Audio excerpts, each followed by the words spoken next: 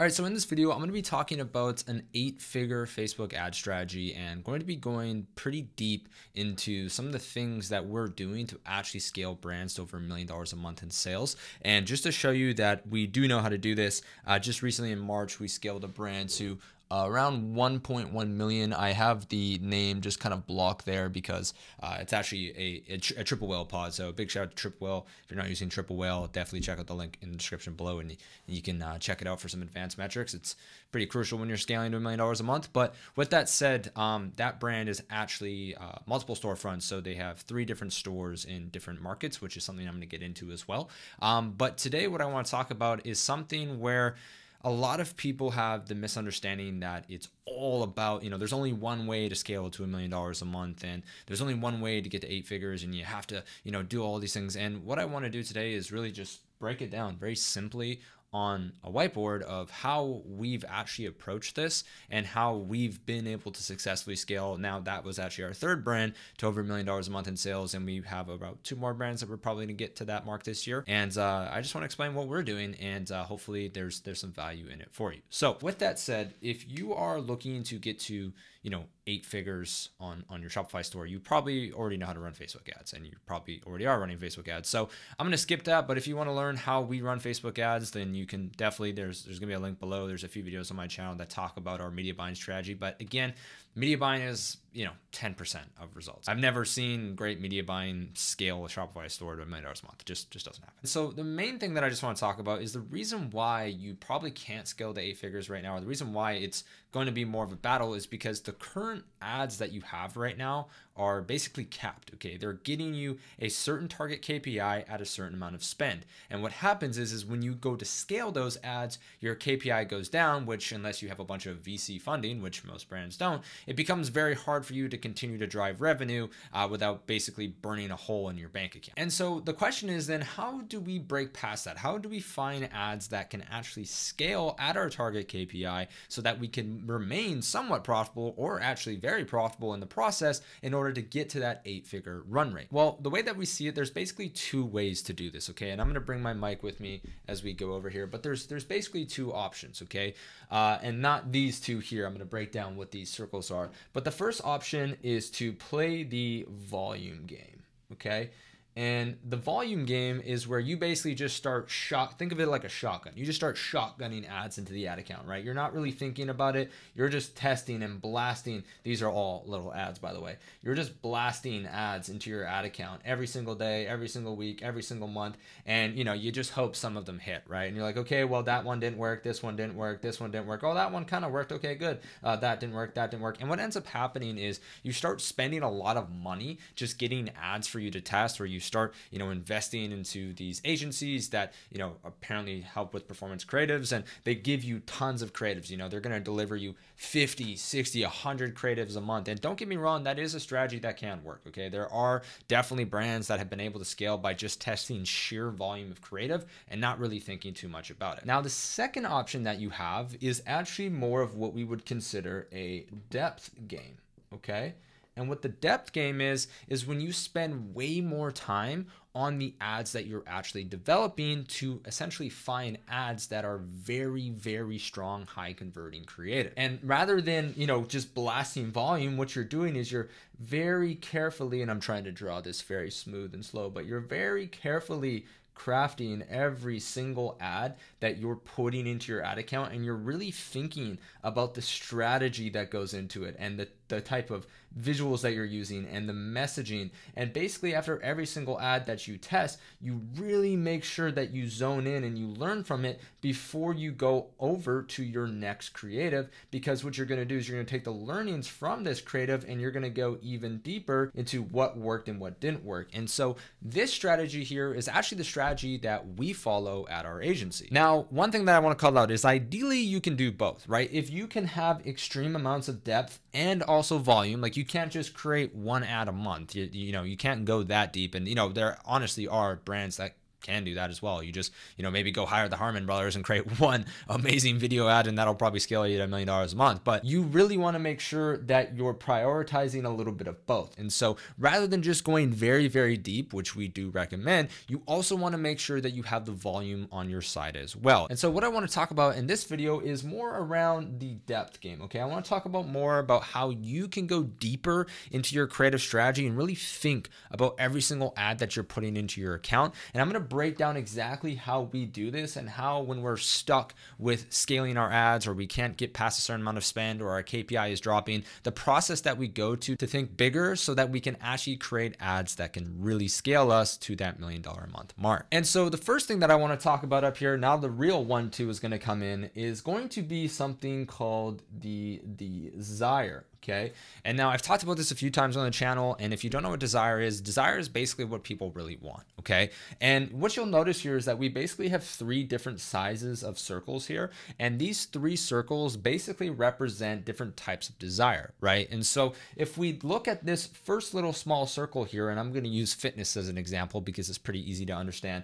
Let's say you have a product that has something to do with health and wellness, okay? And let's just say you're marketing your product as something that helps you have super defined calves. Okay, I almost spelled that wrong, but that's supposed to say calves. But let's just imagine that was a desire that you were going after, is that people want really, really defined calves, right? Maybe it's working for you, but the issue is you're probably maxed out at a certain market because there's only so many people that really have a desire of having really defined calves for whatever reason that may be. I don't know, ask Hermosi, he would probably give you a good answer. Now, if we move over to the next circle here, you'll notice that it's a little bit bigger than the defined calves. And what we're gonna do is go broader and just say, hey, let's focus on people who want to, build muscle, okay? And as you can imagine, this is definitely a little bit more of like a broader desire around health and wellness, right? And whatever your product actually attends to. Now, it's super important that your product actually helps you do this, but if it helps you define your calves, unless it's just like a calf only product, then obviously it could probably help with build muscle. So then if we focus on a bit of a bigger desire that more people share, then that's obviously going to help you start to scale further. And now hopefully you can start to see where we're going with this in regards to overall desire, because now, as you can imagine, if we go to the biggest circle here, let's just say this is the 6-pack desire, right? And now not only are we going after a bigger market, but we're going after a desire that's shared with more people, right? At least from my understanding. And again, this is why it's so important to make sure you do lots of market research to actually know your specific desires. Obviously, I'm just pulling this from thin air. But what we could probably both agree on is that there's way more people that want to have a 6-pack compared to people that just want to have toned calves. And so as you can see, if you have ads right now that are doing well with a certain desire, maybe you're even focusing on the build muscle angle, but you haven't really dove deeper into some of these bigger desires and you haven't been able to find a way to crack it, that's where you want to start putting your focus into, okay? You have to start looking at bigger desires that more people have, because what's going to happen is your ads are only going to reach those amount of people that have these types of desires, right? And so in order for you to actually create ads that can scale and go deeper on the creatives, you really need to think about bigger desires that people share in order for you to start to scale further. So hopefully that makes sense with desire, because again, the desires that you go after are going to determine how scalable your ads really are, right? Desires are what people want. In order for you to actually scale further, you're going to have to go after those bigger desires to be able to attend to more people. So that is the first way to go deeper, and that is everything to do with desire. Now, the next piece of our 8-figure Facebook ad strategy is to start looking at different levels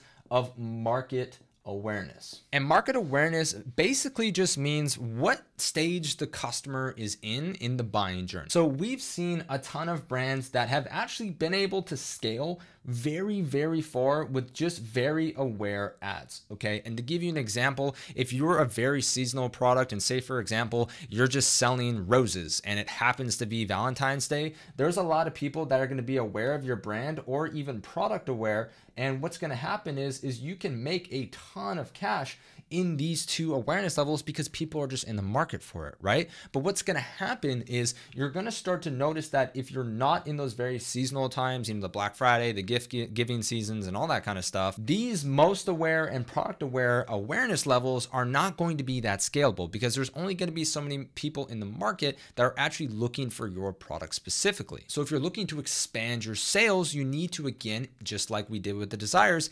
expand the levels of market awareness. And so the final 3 market awareness levels down here, and honestly, it goes from easy to hard. The first one that I want to talk about is going to be solution aware. Okay. And what solution aware means is that these people are looking at a few different products. So to give you context, if we're looking at that same, health desire of getting a 6-pack, you have to think about all of the different solutions there are out there to get a 6-pack, right? You can go and hire a surgeon to give you a 6-pack. You can go and buy a gym membership and start working out there, or you could get a personal trainer, or you could get some kind of at-home ab cruncher. There's all these different types of things that can help you get that 6-pack. And if you're solution aware, you're basically looking and competing against all of the other alternatives for people to get whatever desire it is that you're going after. So in this instance, we're going to have to find a way to get people to choose our product compared to all the other products. Now, again, just as a reminder, if people are shopping against your direct competitors, they're more product aware. But if we're talking about solution aware, this could be the difference between, a Peloton bike and fat burning pills, right? They have the same desire. They want this, they kind of deliver the same outcome, but at the end of the day, that's a different solution. And so we need to pull more of that market share over to our company in order for us to actually scale further. The next level of market awareness up here is problem aware. If you can go after true problem aware markets and say, for example, you start going after people who haven't really started looking at different solutions. They haven't started looking at the supplements or the different types of bikes or the gym membership, and they're really just unhappy with how overweight they are, the fact that they don't have a 6-pack. Those are people that are truly problem aware. So if you're able to craft ads that can go after these people and show them that your solution is actually the best for them, then you're going to be able to, again, climb more up market and be able to capture more of that demand. Now, one thing that's very important to call out is the fact that if you are going after people who are problem aware in your ad or in your customer journey on your landing page, which is another thing that is so important, and I'm probably going to spend a whole other video talking about that, you need to make sure that you're taking the customer through the entire journey of like, hey,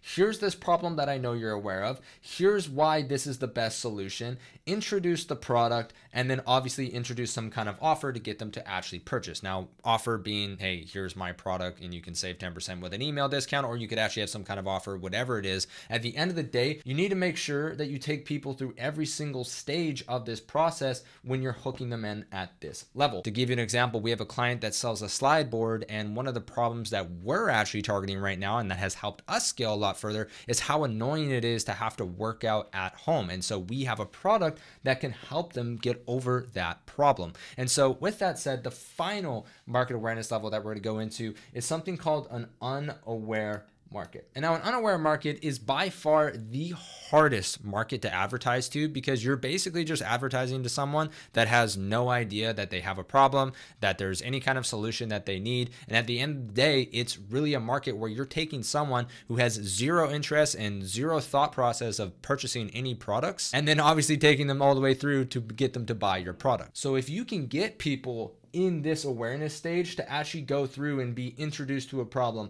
introduced to a solution, introduced to your product, and then actually purchase, that is one of the most powerful ads. And when we've really seen ads take off, if we've launched ads and watched them go from $200 a day in spend to $2,000 a day in spend, this has been most of the time the types of ads that we've been able to create, because we're able to capture so much more demand in the market, because we're targeting people that aren't just product aware, we're targeting people that had zero intention of even buying whatever it is that our client sells. So to give you a great example of this, we actually launched some ads for one of our companies that is very seasonal. seasonal. And we talked about how, hey, you actually need this specific product in the summertime because it's not really a product that people would buy in the summer, but we were able to craft, again, more unaware ads, talked about how you actually need this product in the summertime when most people don't think they do because of X, Y, and Z reason. And now obviously for the sake of the client, I'm not going to explain it that deep, but you get the idea. If you're able to take someone who doesn't think they have a problem or isn't looking at any solutions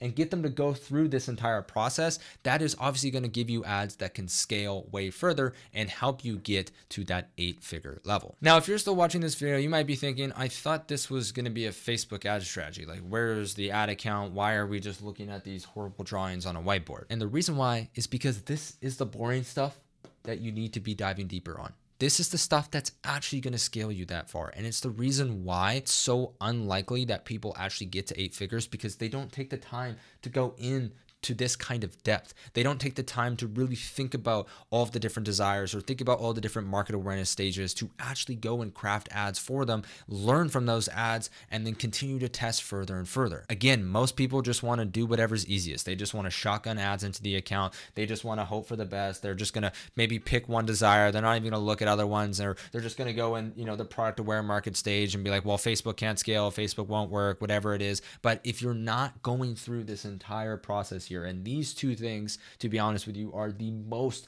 important things when it comes to overall scalability and actually having an 8-figure Facebook ad strategy, because we're advertising to real people. And this is what real people are going through. Okay, we don't sell to robots. We sell to people that actually have genuine desires and actually are sometimes unaware of products or are going through problems or are looking at different solutions. And it's your job as a Facebook ad marketer to serve ads to them that attend to those different levels of awareness or tend to those different types of desires and build belief in those customers so that they come and purchase from your company. And if you do a good enough job of that, you're going to ultimately get to 8 figures. Again, not every single business can scale to 8 figures. And so this 8-figure Facebook ad strategy is not for everyone. By the end of the day, if you have a product that is truly great and truly provides value, these are the types of things that you need to be going into in order for you to actually expand the scale of your Facebook ad account and acquire more customers. With all that said, if you enjoyed this week's video, all I ask is that you click the share button down below and send this to someone else who you also think could get value. And if you happen to be a 7-figure Shopify brand and you want to work with my team to help you